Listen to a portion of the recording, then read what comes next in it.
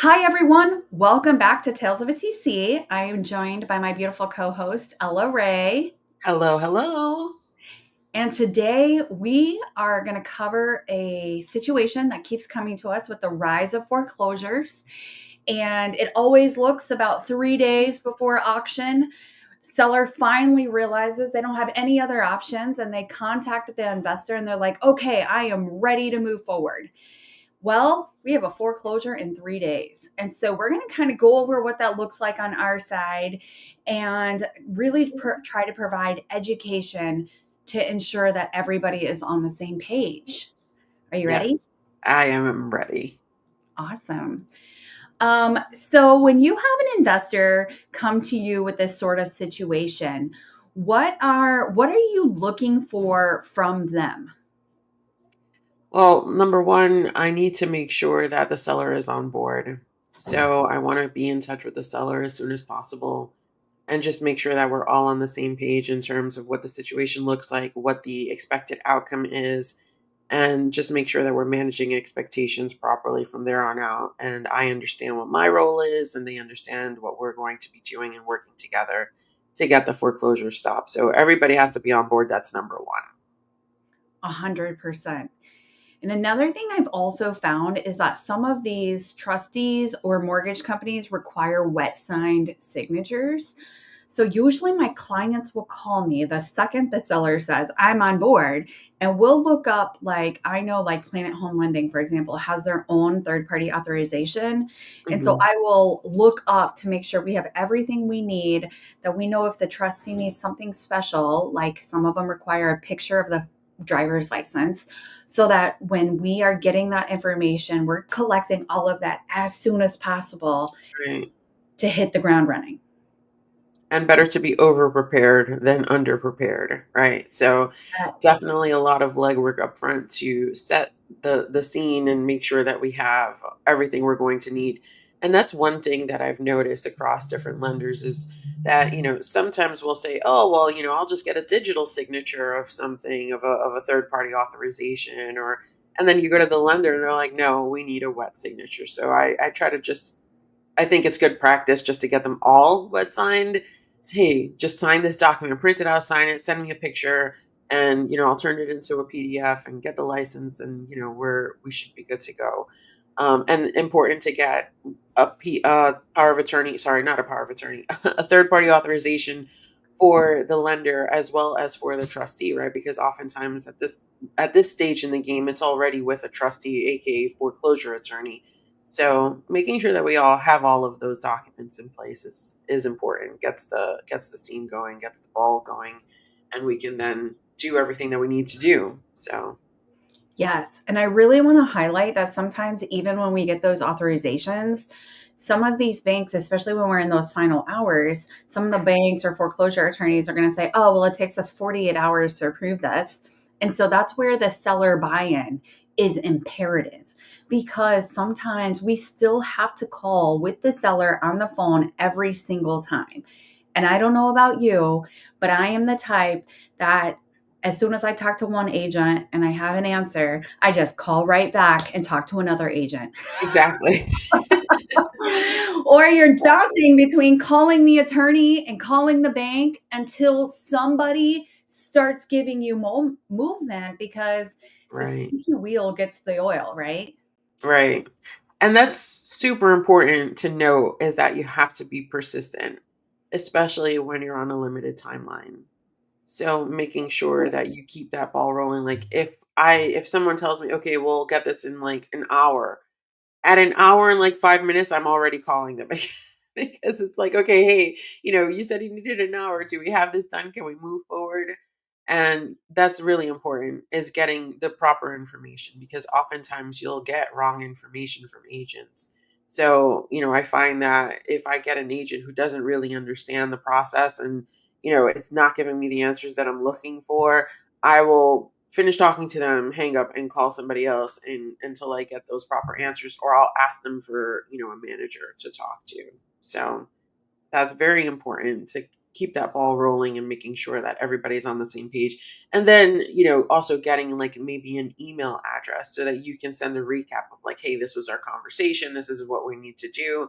And that way it's all in writing because that's really important too.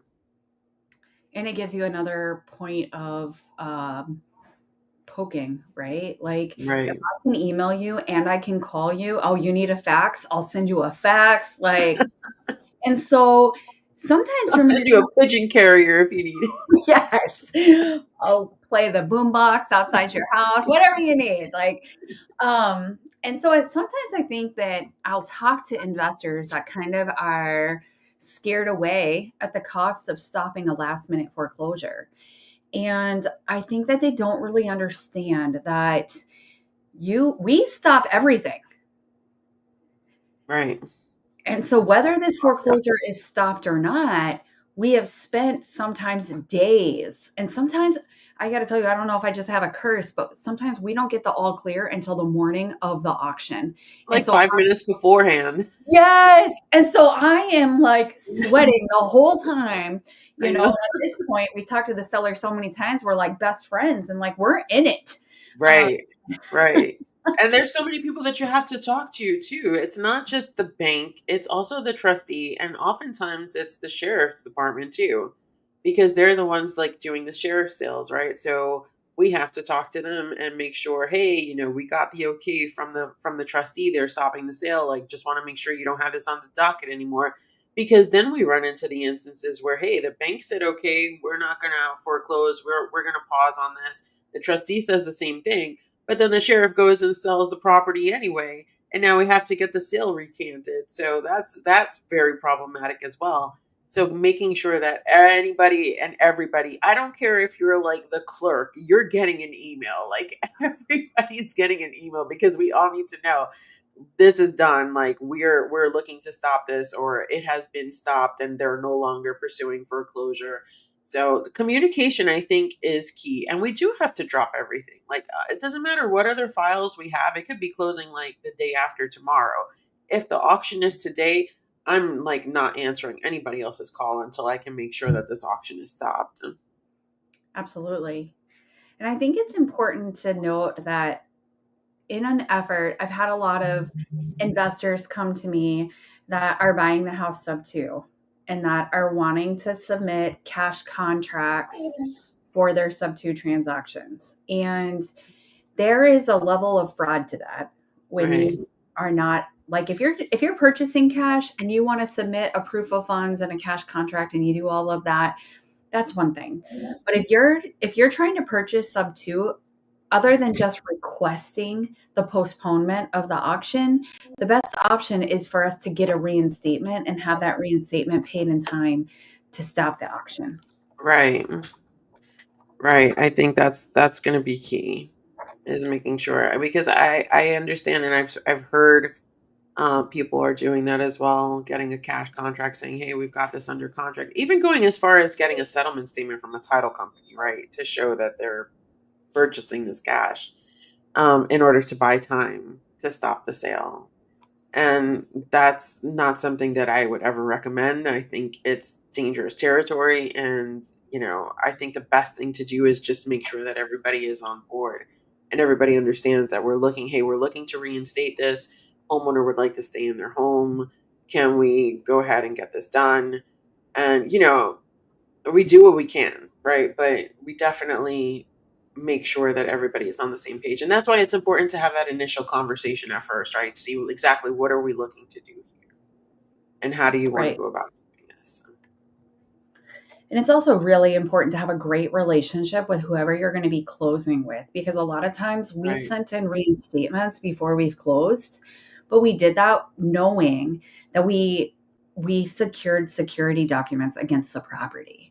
So the client, maybe worst case scenario, they're not going to get paid back right away, but they are going to get their money back because it makes sense. And that's kind of a risk that when you're buying creatively, that the investor is going to have to say, hey, there's $70,000 equity. I'm paying $8,000 reinstatement. It's worth it, you know, Mhm. and that's not a decision we can make for them, but we can make sure that they're secured to the property in case something happens. Right. And that's something that, I all if I am running into an instance where I know that it needs to be reinstated, and maybe it wasn't a foreclosure, maybe it hasn't gotten there yet, but it needs to be reinstated first before it can be released.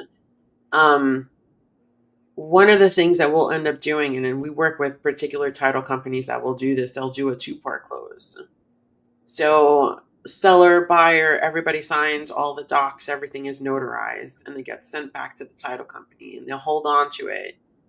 Then the buyer will make the reinstatement payment, get the confirmation that the loan has been reinstated, and then title can proceed to disperse and record all docs. But at least we don't risk the buyer going making that reinstatement payment.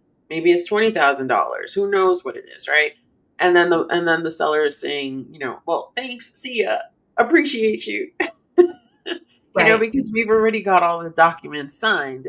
So that's something that I think is very important to stress. Some title companies will just say, oh yeah, we'll just close and we'll do the reinstatement at closing. And I don't really feel comfortable with that. Like, I just think it's easier to have everybody sign it and then do the actual closing, reinstate it and then do the closing. Yes. And in that note, when we send the reinstatement, and I know that you faced this before, we talked to Lily about this previously. Sometimes that does not get applied the way it's supposed to, or Right. sometimes they reject that. I don't know if anyone's ever read their reinstatement, but they can reject reinstating the loan. Yeah. And so, to your point, you wouldn't want a buyer to close on a property that the reinstatement is never going to be accepted, or, like, now they have this property with no mortgage. Exactly. Yes, exactly. So it's nice to clear off everything, make sure that everything is done, it's reinstated, everyone has signed, and all title needs to do is just record and send everybody their money. So that's very important. That's a very good fact, and something that I wasn't even thinking about, because you're absolutely right. It does state it on the reinstatement. Hey, we may or may not accept your money, right? And also needing to be very careful in terms of exactly how much is due, because it could say due July 10th, and then there's like a per diem rate of, like, I don't know, $12.05, and you're paying it on July 11th, and you don't include that extra $12.05. And they could just be like, sorry, we don't want your $20,000 because you were short $12. I've seen instances where people have said, it was just pennies that it was different, and they rejected it. So, very important. Make sure you know what your numbers are when you go to reinstate. Yes, and not just going off of the reinstatement that they send you, because again, on there it says call within 24 hours to verify this. And I Right. promise you, title companies are not going to call and verify those numbers. And we do. We have to call, we verify those numbers, and then I even educate my buyers, and I guarantee you do too. You're probably going to have future fees because Yeah. if your auction was about to take place, they just did an inspection. That could take up to 6 weeks to populate. Property preservation, right. Yeah, Right. Where they go and they change the lock and they put a nice big sticker on your door and right. yeah. And so all of those are additional costs that if you're a buyer and you think once you pay that reinstatement, you're done, Mhm. there's a whole new lesson to be learned after that. Right. Yeah. Then that's all part of the you don't know what you don't know, right? And we're able to collect that easily, right? We get a lot of those because we're constantly working on files, but for an investor who's doing just a couple here and there, they're not going to really know that until it happens to them. So, it's good to have somebody on board that's going to be able to tell you the things to look out for, like those extra fees after you reinstate the loan. Yes, or even just how the process works. Like we did a reinstatement in Colorado, and the trustee took 21 days to get the payment to the mortgage company because they sent it by mail and then it got lost and then they had to cancel Gosh. it and then they resent it. But like that takes us continuously following up and continuously making that phone call, and the portal is locked, and telling because for everyone that doesn't know, if the loan hasn't been reinstated and the buyer makes the next payment, that money sits in a suspense account. It actually doesn't hit the actual account. And so they're still accruing fees. They still have all this other stuff going on. And so here I am 3 weeks after we sent in the reinstatement, still calling between Mr. Cooper and the trustee to make sure everyone receives money. For something that we've already gotten paid on because we already did our job on that, but we're still on the file weeks later. Yeah, that's a huge thing. That happens a lot. Even with insurance too, like calling the lender, making sure that they got the updated policy. Like there are some lenders that are really bad about updating their policies. Freedom Mortgage being one of them, right? They take forever. I must have sent the same document 3 times already, and they still haven't registered the new policy. So these are things that I don't think people realize when they're looking at our fees and they're like, you want to charge me how much? And I'm like, you have no idea how much work we're actually doing on this. Because even after you close, that file's still sitting on our desk because we're trying to make sure that absolutely everything is done so that we can walk away from it knowing like we did everything we had to do. So, and it could be calls to the bank and it could be, insurance, whatever, trustees, it doesn't matter. It's still time that we're spending on the file after the fact. And it's the invisible work, right? Right. Like obviously they don't know that side and they don't know that all of that needs to be done. I also had recently I had a client that didn't want to do post close with us, and the seller didn't actually cancel the policy. Well, somehow the mortgage company just keeps paying 2 insurance Oh, policies every wow. year. And so it wasn't until their mortgage payment, they got an escrow analysis and their mortgage payment was Right. crazy high. And then Right. he reached out to me and then we're like back digging. And I'm like, well, the seller's insurance wasn't canceled. And so again, if you don't know, that's why it's good to have a partner in the foxhole that does know, Right. that can help assist through those like very thin instances. Right. It's important that people don't think that post close is important, but it is important. I actually had somebody didn't want to pay my fee for post close and ended up hiring another TC and then had the nerve to tell me to tell the other TC what to do. I was like, what? How does this work? So Yeah, funny. post close is important. It's really important. And, it's something that I don't think gets talked about enough.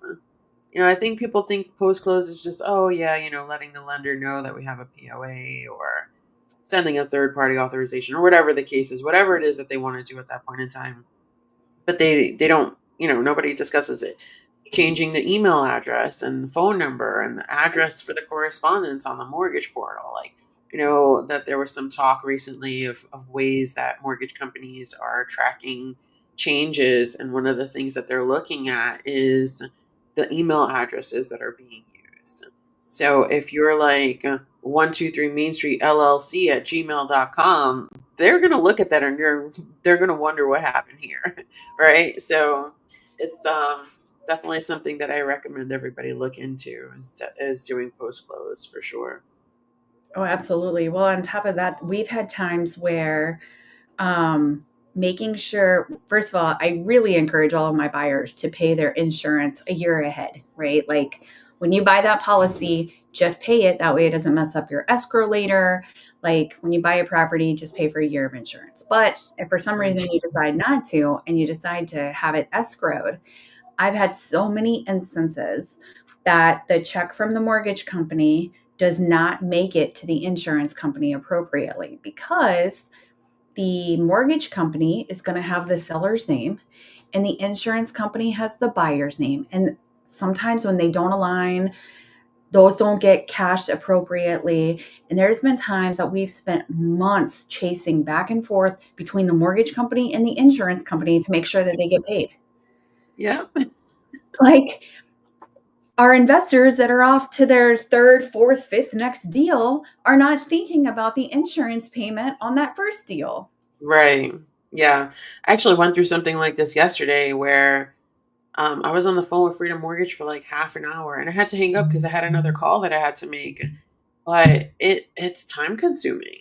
It's really time consuming talking to these lenders and then you tell them everything and you have to wait. 15, 20 minutes on hold while they figure it out, and then they have to transfer you to somebody else. It's just a mess. I think if we were to charge based on that, we would be a lot more expensive. Right. And so that's what I kind of encourage everybody that listens to our show and the people that we work with is like, we're like the invisible fairies.